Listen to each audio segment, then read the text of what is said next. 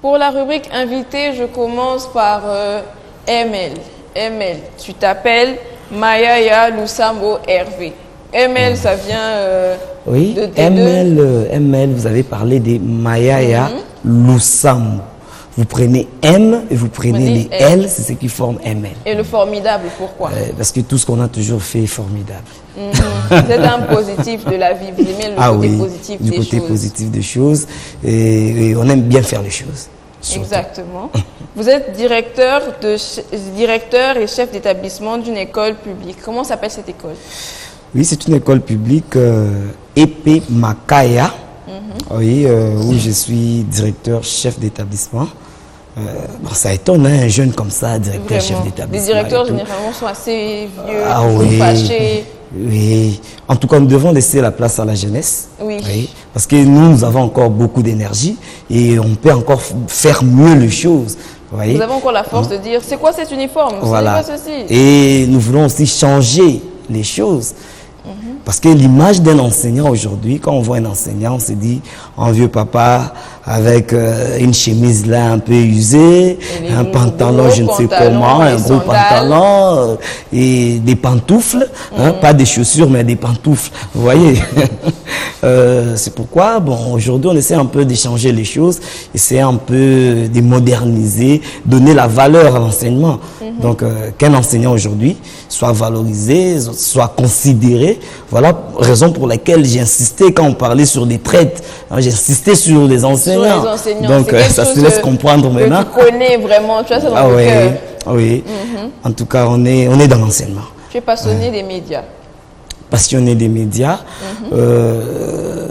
En étant enfant, je me disais en tout cas, moi je dois commencer à passer à la télé. Et parmi mes ambitions, c'était soit faire la médecine, soit être journaliste. Et les deux marchaient de pair. C'est pourquoi j'ai fait les humanités pédagogiques et j'ai commencé l'université à l'UNIKIN en G1 à médecine biomédicale. Alors, le moment où moi je m'étais inscrit, c'était déjà un peu tard, on avait déjà clôturé. Or, on m'avait inscrit en médecine bucco-dentaire pendant que moi j'étudiais en médecine biomédicale. Oh là là. Arrivé à la fin de l'année académique, je me retrouve là, bon, je n'ai pas de points, je n'ai pas de cotes. Oh là là. Et j'étais censé reprendre. Et je me suis dit non, dans ces cas, je ne vais plus reprendre là. Et je suis allé à l'IEC. Je suis allé à l'IEC, c'est là où j'ai fait la science commerciale, précisément le marketing. Donc là, je suis licencié en marketing. Et comme j'avais fait la pédagogie, et j'avais déjà commencé à enseigner dès lors que j'ai parti à l'université. Et là, j'étais encore enseignant. C'est possible de combiner les deux, de combiner les études et le travail. C'est très important. Bon, bien que c'est difficile. C'est très difficile. Hein, ce n'est pas les matins, on est au travail et les après-midi, on est à l'université. Donc, c'est ce que je faisais. J'ai combiné les deux.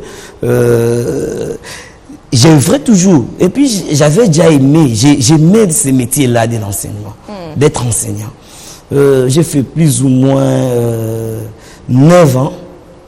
Parce que j'ai commencé, c'était en 2003.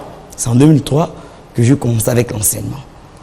Et vu l'ancienneté, voilà, j'avais déjà autant d'années, j'ai enseigné à tous les degrés, parce qu'avec l'école primaire, nous avons des degrés.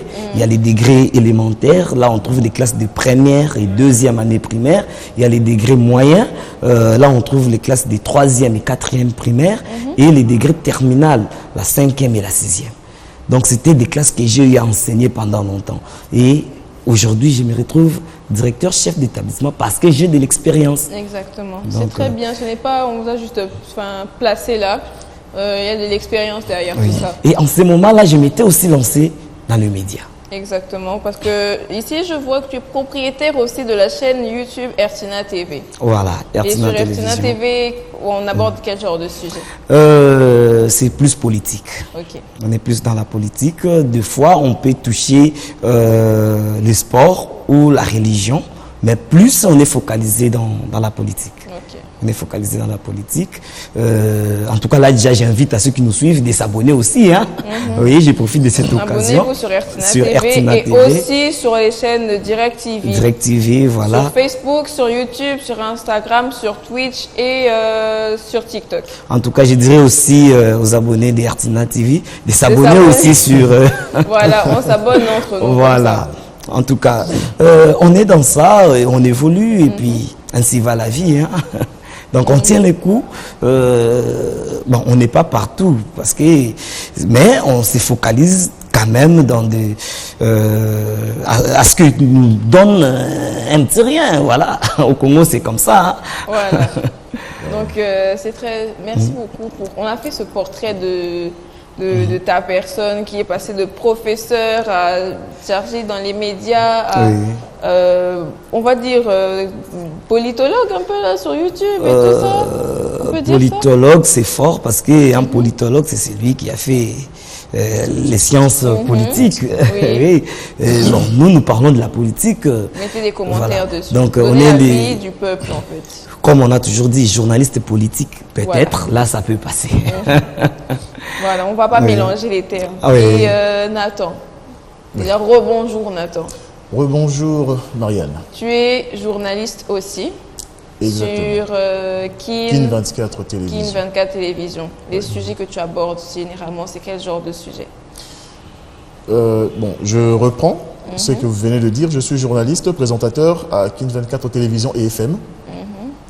Les sujets que j'aborde généralement sont des sujets à caractère social et politique plus.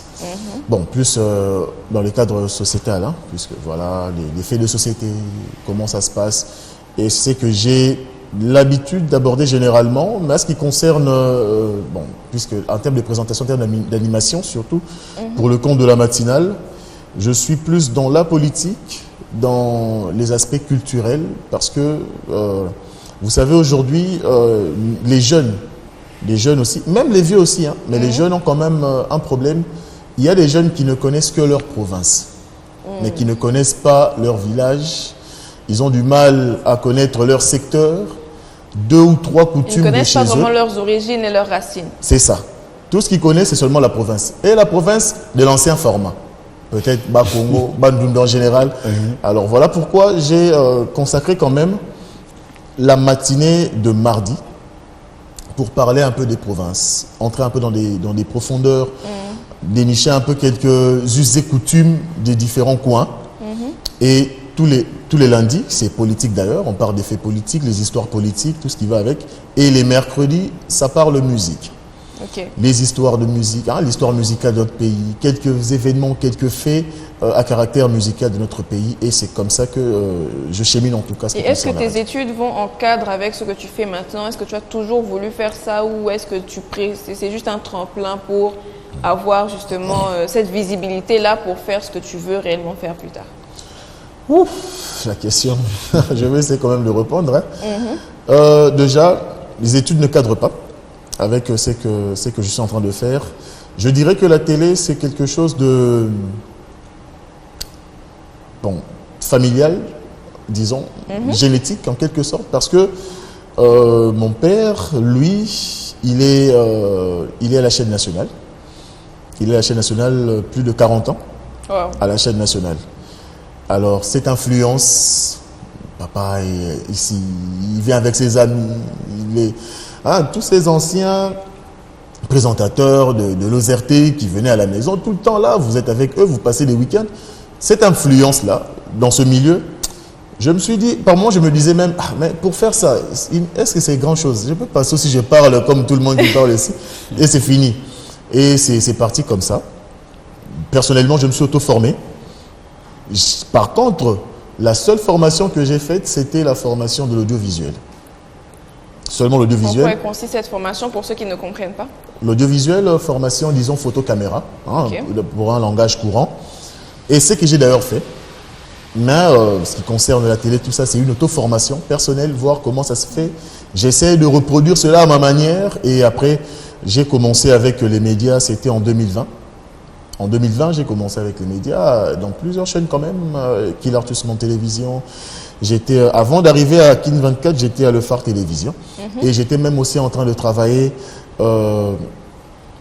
par correspondance avec un ancien également de la chaîne nationale, bon, qui nous a malheureusement quittés aussi. Il avait une chaîne YouTube au niveau de la France. Alors, qu'est-ce que moi je faisais ici? Je ramenais les images, les infos ici, je l'envoyais. Lui, il était là en train de poster. C'était Ilunga Mwanabute. Alors, c'est avec lui qu'on était en train de travailler très souvent et tout.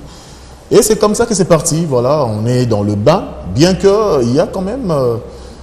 cela ne va pas handicaper le fait que j'ai aussi les yeux sur autre chose, voir un peu comment ça se passe, par exemple, dans le milieu politique, dans le milieu de la société, musicale, comment ça se passe.